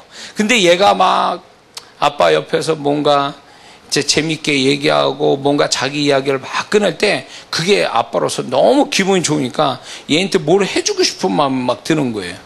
어느 아빠나 다 그럴 것 같아요. 어느 아빠나. 그러니까 하나님 아버지도 우리 주님도 그러신다는 거죠. 우리가 뭘 바래서가 아니라 그분과 마음을 나누기 위해서 내가 미주알고주알 얘기하고 그분의 마음을 좀 받아보려고 주님의 생각은 어떠한지 자꾸 받는 요 과정이요, 그분을 얼마나 기쁘게 하는지 몰라요. 저는 그걸로 알게 됐어요. 뭘 달라 안 달라 이게 아니라 그냥 그분이 좋아서 내가 하고 싶은 얘기 하는 거예요. 그리고 그분의 생각이 어떠한지를 내가 자꾸 받으려고 할 때에 그 자체를 주님이 얼마나 기뻐하는지 몰라요. 그 자체. 그럴 때 그게 뭘로 다가오냐면 우리 아들이 이렇게 얘기할 때 보면 얘가 아빠라는 것에 대한 안정감, 아빠를 좋아하니까 얘가 이런 식으로 얘기하는구나. 저는 그렇게 느껴지는 거예요. 그러면 하나님 아버지도 우리 주님도 그러실 거라는 거. 얘가 나라는 존재를 좋아해서 이렇게 하는구나. 응? 그냥 얘기하고 싶어서 하는 거구나. 이렇게 딱 들어오니까 하나님이 뭐래도 막 주고 싶은 거지. 뭐래도 막 기도 안 했는데도 막 주시는 거예요. 이게 얼마나 기가 막힌 관계예요. 이게 얼마나 아름다운 관계예요. 뭘 구해야만 얻고 뭐 이런 게 아니라 안 주셔도 그냥 그분 존재로서 그분의 마음을 알려고, 그분의 마음을 기쁘게 하려고 뭔가 참 주고받는 마음으로 주고받는 그것이 사실은 기도 응답보다 더 큰 응답을 받게 돼 있는 거거든요. 왜 이런 관계가 안 되냐 그예요. 우리는 꼭 뭔 일이 있어야 그분 찾고 일상을 나누는 그분과 일상을 나눠서 그분을 좀 마음을 기쁘게 하려고 하는 그 태도가 왜 안 나오냐 말이에요. 찬양을 부르잖아요. 자기가 별로 은혜도 안 되고 재미도 없는 찬양은 안 불러. 그러다 자기한테 뭔가 꽂히는 찬양이 딱 나와. 목소리 크게 해서 찬양 부릅니다. 근데 그 찬양 가사가 뭐겠어요? 주님을 바라고 주님 사랑하고 주님 앞에 더 잘하자는 찬양인데 왜 찬양을 그렇게 차별을 두냐 그 얘기예요. 왜 그럴까? 그건 이거예요. 자기 기분 좋으라고 부르는 거야. 하나는 자기가 기분이 별로 기분 낼 게 아니야. 그러니까 안 불러. 옛날 찬송가는 4절, 5절, 6절까지 있어가지고 막 그거 불러제길래 아주 너무 힘든 거야. 뭐 누가 찬송가를 이렇게 만들어가지고 왜 이렇게 길게 만들었지? 제가 어린 마음에 어릴 때 그랬어요. 근데 그게 내 입장에서 보는 거예요. 내 입장에서. 어떻게 찬송을 그렇게 부릅니까? 하나님께 바쳐지는 건데 하나님 기분 좋으시라고 하나님 기뻐하시라고 내가 헌신의 차원에서 찬양을 하는데 어떻게 골라서 찬양하냐 그 얘기예요. 내가 기분 좋으면 그 찬양 부르고 기분이 안 좋고 별로 와닿지 않는 찬양은 입 딱 다물고 있고 뭐 하자는 게 그게 신앙이 그런 거예요 다. 그러니까 이게 그분에게 헌신으로서의 찬양이 아니라 자기를 기쁘게 하기 위한 찬양이 돼버리니까 하나님 또 아는 거야. 너 네 기분 좋으라고 부르는 거지? 야 찬양의 가사는 나 좋으라고 부르는 걸 어떻게 네 기분 좋으라고 부르지? 주님 볼 때 너는 아주 정신이 없구나 아직. 응? 찬양이 왜 부르는지 모르는 거야. 이런 식이에요. 응? 제가 이거 확실하게 주님 앞에서 얘기해요. 주일날 찬송 찬양 부를 때 예배 시간에 집회에서 찬양할 때 난 여러분들 생각 안 해요. 왜냐면 내가 이 찬양을 불러서 하나님이 받으시라고 하나님 기분 좋아지시라고 내가 헌신에 차서 찬양을 부르는 거지 여러분 찬양 돋궈주려고 찬양 잘 부르라고 부르는 게 아니거든. 부르든 안 부르든 상관없어요. 내가 그분께 드려서 내가 은혜 받으면 그만이에요. 그냥 난 그런 차원이 굉장히 이기적이에요. 저도 개인적이고. 근데 놀라운 거 내가 은혜 받으니까 자연히 또 흘러가더만 성도들한테. 그 내가 은혜가 안 되면 안 돼요. 내가 은혜 돼야 여러분에게 흘러가니까 나는 어떻게든지 해야 돼. 그분을 기분 좋게. 그러니까 이게 내 중심이냐 그분 중심이냐 이게 분명히 해야 된다는 거죠. 분명히 돼. 기도를 해도 예배를 드려도 그분에게 드린다는 차원으로 하는 거하고 내가 오늘 뭐 어떻게 좀 기분 좋을 게 있을까? 아니면 자기를 위해서 예배 드리고 자기를 위해서 기도한다면 그 사람은 하나님 감정을 못 읽는 사람이에요. 그분과의 관계가 소통되지 않는 사람이에요. 이런 사람이 교회 안에 무지기수예요. 앉아가지고 구경하고 있는 거지. 예배로 구경하고 있어. 좀 흥이 나면 그것 좀 따라 하다가 흥이 안 나면 구경하고 있는 거지. 찬양하는 사람들. 그다 설교를 들을 때 목사님 설교가 그날 나한테 와닿으면 좀 듣고, 목사님 설교가 나하고 상관없네? 그러면 딴 생각하는 거지. 딴 생각. 과거에 우리 평택의 어떤 성도처럼 설교를 한참 하는데 주보에다 뭘 한참 쓰길래 설교 잊지 말라고 이렇게 설교 내용을 쓰는가 보다 했더니, 나중에 와서 이제 밥 먹을 때 돼가지고 딱 그렇게 여자 청년 잘 이렇게 보니까 거기다 옆에 친구한테 너 오늘 뭐 예배 맞춰 뭐 할 거니? 이거 쓰고 있어, 이거. 그 설교가 마음에 안 드는 거예요. 자기하고 와닿지 않으니까 그 짓을 하고 있어. 또 어떤 성도는 제가 그러니까 주보에다가 옛날 주보 만들 때 거기다 설교 내용 쓰라고 이렇게 난을 만들어 놨다고. 거기다가요, 열심히 쓰길래 뭐 보니까 동계산하고 있더라고, 그거. 와닿지 않은 거야, 설교가. 그러니까 이게요, 다 자기를 위한 거야. 자기 중심이야. 하나님 받쳐줘. 하나님, 제가 이렇게 하는 거 부족할지라도 다 받으세요. 그래서 하나님 기쁨이 되세요. 이러고 헌신의 차원에서 하는 게 아니라 어떻게 하면 나를 기쁘게 할까? 어떻게 하면 내가 기분 좋을까? 이런 데 초점 두고 예배 드리고 기도하고 찬송을 부르니까 이게 차원이 다른 거예요. 그러니까 하나님 또 그래, 너 좋으라고 하는 거지? 그래, 나하고 상관없어. 그래, 해, 마음대로. 나는 안 받을 거니까 어차피. 너는 나도 생각 안 하고 하잖아, 너도. 너 좋으라고 하는 거잖아, 지금. 너 좋으라고 지금 찬송 부르고 좋지 않으니까 또 안 하고 그러잖아, 지금. 나는 그 찬송을 받기로 원하는데. 이런 거예요. 응? 이해가 되십니까?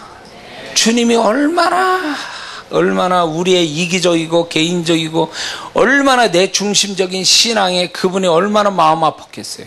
얼마나 상처받으셨겠냐고. 우리는 그런 거죠. 예배가 하나님 앞에 바쳐진다 그러지만 내용상으로 들어가 보면 정말 하나님께 바쳐지는 헌신의 예배입니까? 다 자기를 위한 거잖아, 다. 자기를 위한 거요. 전에 평택교회 어느 성도는요, 주일날 예배 시간이 짧아서 은혜가 됐다라고 그래서 정착한 성도가 있었어요. 설교가 이렇게 예배 시간이 짧았어요. 45분, 50분. 1시간도 채 안 됐어요. 그때 제가 은혜가 떨어졌을 때 제가. 그래가지고 예배가 짧았어. 나도 힘드니까. 근데 제가 이제 전도하면서 뒤집어지고 막 은혜 받고 막 눈물이 많아지고 영원 사랑이 생기고 막 주님 마음 생기고 예배가 거의 2시간 가네? 1시간 반이 넘어가네? 그러니까 이 성도가 목사님 은혜가 안 된다는 거예요. 첫째, 왜? 예배 시간이 너무 길다는 거야. 예배 시간이 너무 길어서 은혜가 안 된대. 결국 떠났어. 그 성도는 아마 이 예배 시간 짧은 대로 또 갔을 거야, 아마. 거기 가서 은혜 된다 이랬을 거예요. 착각하는 거지. 그게 무슨 은혜가 되는 거야, 그게. 에? 다 자기 중심이에요. 1시간 넘어가잖아요. 시계 봐요, 이렇게 다. 목사님 설교 언제 끝나는 거야, 도대체? 뭐죠, 그게? 자기를 위한 거예요. 자기를 위한 거예요. 목사님 설교가 재미없을 수도 있어요. 그러나 그 설교 속에 주님의 음성이 있고 나는 목사님 설교를 나는 들어야 될, 그러기 들음으로 해서 하나님께 헌신한다라는 마음으로 듣는 게 아니라 골라서 듣는 거지, 그거를. 그리고 나머지 듣기 싫은 거는 잊어버리거나 졸고 있거나 딴짓거리게 하는 거죠. 그건 하나님께 온전하게 바쳐지는 게 아니잖아요. 자기 좋으라고 한 거지. 그게 하나님께 바쳐지는 거예요. 바치면 흠없이 바쳐야 될 거 아니에요. 1시간이면 1시간 내내 그분에게 집중해서 예배를 드려야지. 왜 골라서 어떤 건 바짝 정신 차려가지고 보고 어떤 때는 졸고 있고 어떤 때는 딴짓거려요. 왜 그렇게 흠이 있는 예배를 드리냐 이거예요. 구약에 흠이 있는 재물을 드리면 하나님이 안 받으신다고 그랬거든 말이에요. 오히려 그 흠이 있는 재물 때문에 하나님의 기분 나쁘게 해서 망할 수도 있는데, 근데 오늘날 흠이 있는 재물이 뭐예요? 마음이 온전히 하나님께 안 간단 말이에요. 골라서 하고 있고. 그러니까 그게 흠이 있는 재물이 아니고 뭐냐 말이지. 그게 자기를 위한 거예요, 예배가. 하나님을 위한 거잖아요. 그게 우리를 구원하신 하나님을 높이려고 하나님께 헌신하는 걸 왜 하나님께 헌신을 자기를 향하게 만드냐 그 얘기요. 그렇게 예배가 축복이 안 되기는 안 되지. 그러니까 예배가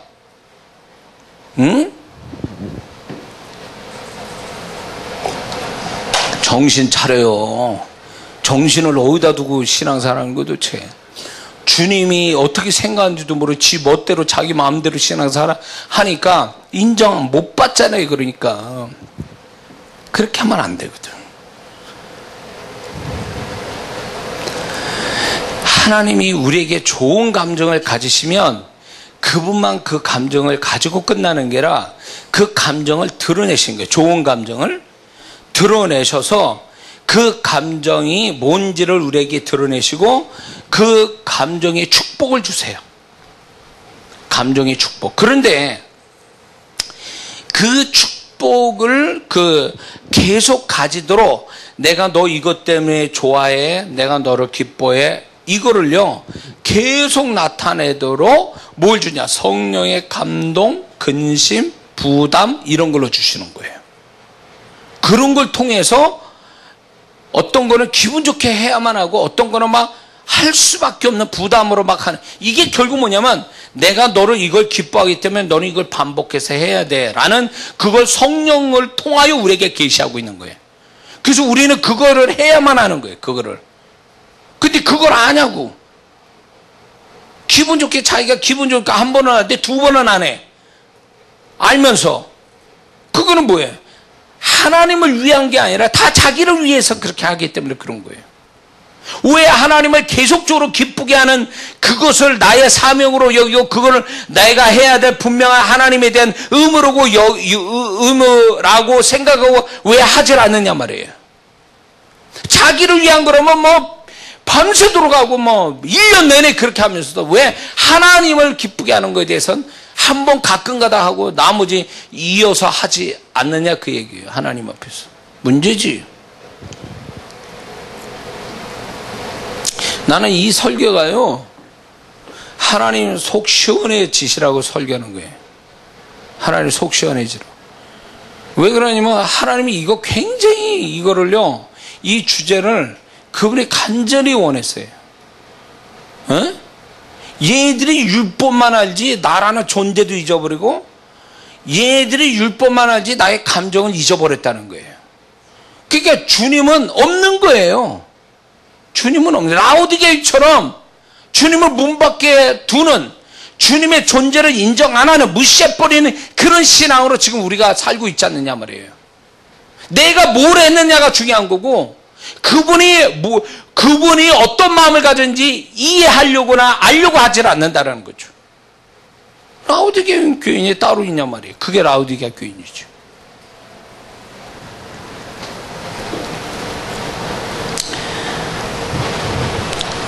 바울이요. 나는 여러분들도 계속 바울 서신 읽어보면요. 바울의 신앙, 바울이 주님에 대해서 어떻게 생각하고 바울이 어떻게 신앙 사는지를 하나님이 그거를요 성경으로 기록했다는 얘기는요 바울의 신앙이 맞다라는 거예요. 그분이 원한 신앙이라는 걸 가르쳐 주는 거예요. 자세히 들여다봐야 돼. 바울은 이렇게 얘기합니다. 바울을 통해서 이 하나님의 감정에 대한 신앙을 이렇게 얘기해요. 에베소서 5장 10절을 보니까 주를 기쁘시게 할 것이 무엇인지 시험하여 보라. 에베소서 4장 30절에는 성령을 근심케 하지 말라. 이는 구속의 날까지 인치심을 받았느니라. 고린도 후서 5장 9절을 보니까 그런즉 우리는 거하든지 떠나든지 주를 기쁘시게 하는 자 되기를 힘쓰노라. 데살로니가전서 2장 4절을 보니까 오직 하나님의 옳게 여기심을 입어 복음 전할 부탁을 받았으니 우리가 이와 같이 말하면 사람을 기쁘게 하려 하며 함이 아니요 오직 우리 마음을 살피시는 감찰하시는 하나님을 기쁘시게 하려 함이라. 바울의 신앙은 확실해요. 그가 사역을 열정적으로 그렇게 하는 것도 결국 보면은 그분을 기쁘게 하기 위한 그분의 감정, 이건 율법 차원을 넘어가는 거거든요. 그거는 그분의 감정에 긍정적 감정을 가지시게 만들려고 자기는 최선을 다하여 살고 성도에게도 그걸 권면하고 있는 거예요. 지금 그게 맞다라는 걸 지금 기록해놔서 우리에게 들려주시는 거 아니냐 말이에요. 그러면 우리가 여기에서 보면 바울은 끊임없이 하나님을 기쁘시게 한다. 그러면 하나님을 여러분의 개인적으로 하나님을 기쁘시게 하는 게 뭔지를 아냐 그 얘기예요. 말씀에 이미 나와 있어요. 율법처럼 나와 있어요. 하나님 뭐가 기쁘게 하는지. 근데 그거는 교과서적인 모든 사람의 보편적 하나님이 기쁘게 하는 거고, 잘 들으세요. 내가 나에게만 하나님을 기쁘시게 하는 그 무언가 요구하는데 그게 뭔 줄을 아냐 그 얘기예요. 얘기해보란 말이에요. 그게 10가지만 얘기해봐. 하나님이 나에게서 기쁨을 받으시려고 하는, 나에게서만이 기쁨을 받으시는 건 10가지를 한번 써보라는 거예요. 쓸 수 있습니까? 쓴다면 그 사람은 정말 주님과 정말 소통 잘하고 사는 사람이에요. 뭔지를 몰라. 주님이 뭘 기뻐하는지. 왜냐하면 시험해 본 적이 없으니까. 주를 기쁘시게 할 것을 시험해 보라는데 시험해 본 적이 없어요. 이거 좋아하시니 저거 좋아하시니. 그걸 한 번도 시험을 안 해봤다는 거예요. 테스트를 안 해봤다는 거예요. 그러니까 이거 좋아하는지 저거 좋아하는 조차도 모른다는 거죠. 그러니 신약의 신앙은 그분의 감정을 기쁘게 하고 그분과 그 감정으로 서로가 소통되는 신앙이 진짜 신약적 신앙인데, 이거를 우리가 정말 가지려면 그분이 뭘 좋아하고 싫어하는지를 알아야 되는 거 아니냐 말이에요. 이해가 되십니까? 나 좋으라고 신앙생활하는 게 아니라니까. 그건 어릴 때 얘기예요. 애들은 맨날 엄마 나 뭐 줘 이런 식이에요. 그러니까 자기만을 위한 거예요. 그러나 신앙이 성숙하고 잘한다는 것은 그분을 기쁘게 할 줄 아는, 그분을 먼저 기쁘게 하는 그 신앙이 성숙하고 성장된 신앙이잖아요. 그러면 그분이 뭘 기뻐하느냐? 주일 나오는 거, 주일 예배들 물론 다 하는 거예요. 다. 근데 나에게서 기쁨을 받고 싶은 게 뭐냐는 거예요. 아세요? 그거?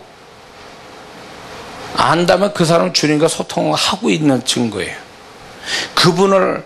그분의 감정을 아는 자가 그 말을 할 수 있어요. 저는 분명한 건 이거 있어요. 뭐냐면 제가 이 집회만 얘기해도 주님이 저를 통해서 기뻐하시는 한 가지는, 주님을 얘기할 때 그분은 너무 내 안에서 기뻐하시는 것을 발견해요. 너무너무 기뻐하시는 걸 발견해요. 나는 이것 때문에 주님이 나를 여기 세웠다라는 걸 확신을 가지고 의도적으로 주님을 얘기하거든요. 그럴 때 주님이 내가 비슷한 말을 그렇게 함에도 불구하고 그분은 이 주제에 대해서 얼마나 기뻐한지 몰라요. 네가 내 속을, 이게 오해 없이 들으세요. 네가 내 속을 알고 네가 내 속을 얘기하니까 너무 좋다는 거지. 응? 내가 조금 알고 있는 주님에 대해서, 그분의 마음에 대해서 내가 이렇게 표현할 때, 많은 성도들 앞에 표현할 때 주님이 그거를 속 시원해 하신다는 거죠. 속 시원해 하신다. 그것 때문에 지금까지 저를 건강하게 이 강단에 서서 영혼을 불러오게 하시고 또 저는 그걸 말하게 하시는 그분의 은혜가 있는 거예요. 분명한 게 있어요. 그러면 여러분의 개개인에게, 여러분에게만 하나님이 기뻐하는 그게 있을 텐데 그걸 발견했냐 그 얘기예요. 그게 있으면 정말 그걸 기뻐한다면 뭐가 아니면 보증하는 역사 그 뒤에 와요. 반드시. 너 나 기뻐하는 거 하는구나. 그래, 내가 너는 원하지 않지만, 너 생각지 않았지만 네가 나를 기뻐하는 거 기쁘게 하고 있기 때문에 나는 이거 너한테 주고 싶어. 그게 있다니까요. 말하지 못하는 게 있어요. 제가 주님이 내가 그분을 기쁘게 함으로써 오는 그분의 축복이 제게 있어요. 할 때마다 오는. 그러므로 여러분들이 주님의 감정, 하나님의 감정을 읽으려고 이 삶을 하나님이 주셨다라고 믿어야 됩니다. 여러분의 삶이 여러분의 감정만 있는 게 아니라 여러분의 삶 속에서 하나님의 감정이 같이 있다는 거죠. 그 감정을 읽어내는 사람이 돼야 돼. 그게 진짜 삶을 잘 사는 사람이에요. 자기의 삶을 잘 사는 사람이 그거예요. 내가 동계산 빠르고 사람과 잘 소통하면서 일하는 거 좋아요. 그러나 예수 믿는 사람은 육으로 사는 게 아니에요. 영으로 사는, 영적인 삶을 사는데 그 영적인 삶의 중심에 주님이 계시는데 그 주님과의 소통하는 것. 그래서 주님이 내 삶 속에 같이 계심으로 그 삶이라는 그 수단으로, 삶이라는 수단을 가지고 주님과의 소통하는 목적을 이룬다는 건 굉장한 신앙이라는 거죠. 할렐루야. 그래서 이제부터 저는 여러분들이 하나님의 감정을, 이거 얘기하자면 끝이 없는데 하나님의 감정을 읽어내는 정말 주님과의 어떤 소통이 잘 이루어지는 사람 되기를 주의 이름으로 축원합니다. 사울왕 같은 사람 되지 마세요. 그분은 후회하는데 자기는 희덕거리고 있고, 자기 죽는 줄도 모르고 자기 유익에 취해서 희덕거리는 사울왕, 하나님 마음에서 거리가 먼 이런 사람 되면 안 됩니다. 초점 맞춰야 돼요. 그래서 물어보세요. 주님, 내가 웃는 게 지금 이게 주님도 웃는 겁니까? 내가 이게 기뻐하는 게 주님도 기뻐하는 겁니까? 자꾸 물어야 돼요. 다윗처럼. 그래서 그분과 맞춰야 돼요. 아니다, 나 그거 굉장히 기분 나쁘거든? 주님이 그러면 그러면 저도 이제부터 기분 나빠하겠습니다. 이렇게 나와야지. 그렇죠? 그래야 그분과 하나가 되는 거잖아요. 그분은 기분 나쁜데 자기는 헤헤거리고 있어. 미친 거 아니야? 응? 주님과 하나가 돼야지. 왜 주님은 기분 나쁜데 지 혼자 헤헤거리고 있냐고. 그게 이게 안 맞아 떨어지는 거예요. 이게 사울왕이 따로 없어. 그거예요. 그 사람이 사울왕 되는 거예요. 응? 그래서 여러분의 모든 삶에 대하여 주님이 이 일에 대해서 어떤 감정을 가지고 계십니까? 저도 그렇게 그 감정 갖겠습니다. 이루고 나와야 되는 거예요. 근데 그게 그 기준이 주님인데 기준을 나로 삼으면 안 돼요. 주님, 내가 기쁘니까 주님도 기뻐하셔야 됩니다. 아시겠죠? 기분 나빠하지 마세요. 내가 기뻐하니까. 이런 식으로 주님을 그런 식으로 대하면 안 돼요. 주님이 기준이지 내가 기준이 아니에요. 이런 경우가 있어요. 개인적인, 제 아내도 얘기 안 하는 얘기인데, 개인적으로 주님이 내가 뭐가 불쾌했어요. 어떤 일에. 그 속에서 별 생각이 다 나면서 기분이 계속 나쁜 거예요. 근데 그때 그 순간에 제가 그랬어요. 주님, 제가 이렇게 생각하고 이 감정 갖는 게 맞습니까? 라고 물었어요. 그 순간에. 그러니까 주님은 뭐라냐면, 아니야, 너 그 감정 내가 인정하지 못하고 나 그거 기뻐하지 않아. 넌 지금 너 혼자 그 감정에 취했는데 난 그거 원하지 않는다. 네가 그 마음 안에서 불쾌한 감정 버리고 네가 잘못한 거 인정하고 용서하는 마음 갖고, 그리고 밝은 마음 가져라. 그게 내가 원하는 거야. 그래서 제가 그 순간에 주님, 그러면 주님의 그 생각을 제가, 그 마음을 제가 갖기 원합니다. 제가 그렇게 할게요. 딱 그러는데, 야, 좀 얼마 있으니까 그게 마음이 이게 샥 하고 바뀌는 거예요. 야, 이게 내가 의지적으로 뭐 바꿔야지 하게 해서 바뀌어지는 게 아니라 내가 그분 앞에 그 고백을 딱 하는 순간에 내 마음이 싹 하고 그분의 손길로 바뀌는 게 느끼는 거예요. 이렇게 쉽게 되어지는 거예요. 그분과의 생각과 그분의 감정과 일치되려고 내가 순종 딱 하니까 그 순종에 그분의 손길이 역사하더라, 그 얘기죠. 그러면서 그렇구나, 이 부분에 대해서는 주님이 기뻐 나빠할 게 아니었음을 얘기하고 계시구나. 그러면 뭐가 생기냐면 그 유사한 것들에 대하여 내가 어떤 것이 주님의 마음인지를 알아낼 수가 있다는 거죠. 유사한 거에 대해서. 그러면 그걸로 인해서 주님과 마음을 맞춰가는 신앙이, 그게 한 단계, 하나를 배워가는 거예요. 그러면서 내 평생에 주님과 함께 살면서 그 주님을 이런 식으로 계속 배워가는 거죠. 그러다 보면 배워가며 그분 앞에 순종하며 이렇게 살다 보면 어느 시절에 어느 시점에 가서 뭐가 오는 줄 아세요? 내가 주님께 묻지 않아도 되는 단계가 와요. 그게 뭔지 아세요? 왜냐하면 주님을 너무나 알기 때문에 내 감정이 그분의 감정이에요. 그분의 생각이 내 생각이야. 물어볼 것도 없어. 왜냐하면 너무 잘 아는 거야. 그분과 하나가 됐기 때문에 그래, 이 상황에서는 그래, 내가 웃어야 되는 거야. 왜냐하면 주님이 이 순간만큼은 주님은 웃고 계시기 때문에 그런 거야. 이렇게 나온다, 그 얘기죠.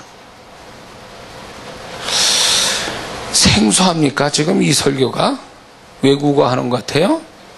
제발 그렇게 듣지 않기를 부탁을 드립니다. 주님은 살아계셔서 우리와 나와 같이 계세요. 그 주님을 함께 하신 걸로 만족하지 말고 그분을 알아가는 데 열심 내세요. 그분의 감정에서 나중에는 그분과 일치된 감정으로서 자연스럽게 주님과 하나 되어 살아가는 이 영광이 여러분에게 또 저에게 있기를 주의 이름으로 축원합니다.